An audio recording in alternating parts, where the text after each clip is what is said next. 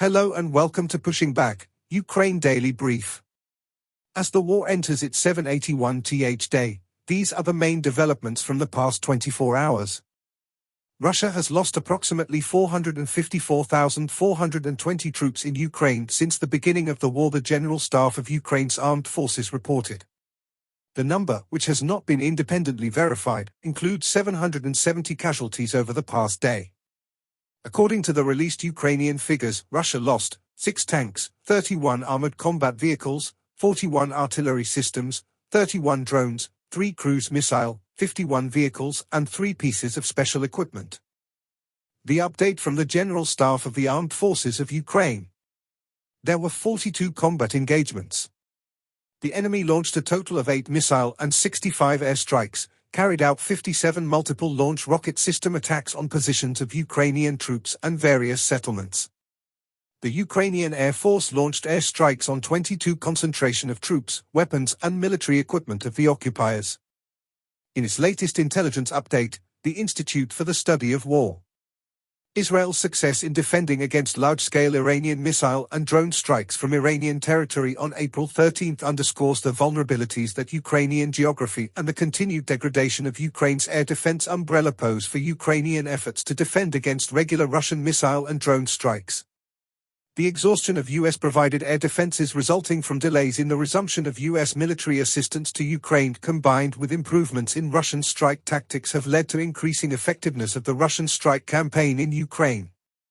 Russia's strike campaign against Ukraine demonstrates that even a limited number of successful ballistic or cruise missile strikes can cause significant and likely long-term damage to energy and other infrastructure, highlighting the need for an effective and well-provisioned air defense umbrella capable of a sustained high rate of interception.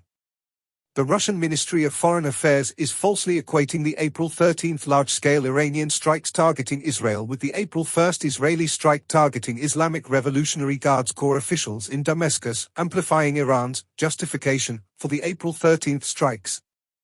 Russian mill bloggers largely responded to the April 13 Iranian strikes against Israel by suggesting that the increased threat of military escalation in the Middle East will likely draw Western, specifically U.S., attention and aid away from Ukraine.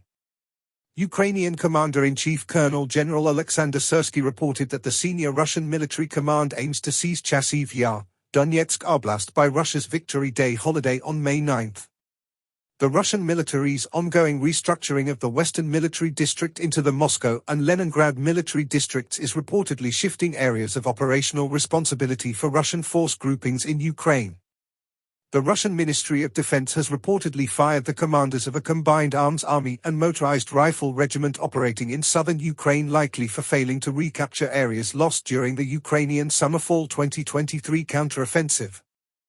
Ukrainian forces advanced south of Crimea and southwest of Donetsk city, and Russian forces recently made confirmed advances near Chasiv Yar, west of Bakhmut, and Avdiivka. In Zelensky's nightly video he covered several points. Firstly, he spoke about the ongoing Russian attacks on Ukraine using missiles and drones, resulting in casualties. He criticizes the limited assistance Ukraine receives and the loopholes in sanctions against Russia that allow them to continue producing weapons. Secondly, he called for more decisive action from Ukraine's allies, including stopping the supply of components for Russian weapons. He emphasizes the importance of a strong air defense system and urges the world to take a united stand against terrorism. Lastly, he acknowledged the bravery of Ukrainian soldiers fighting on the front lines. Thanks for following today's updates. Please don't forget to like and subscribe for more content. We'll return tomorrow with the latest news on the ongoing conflict.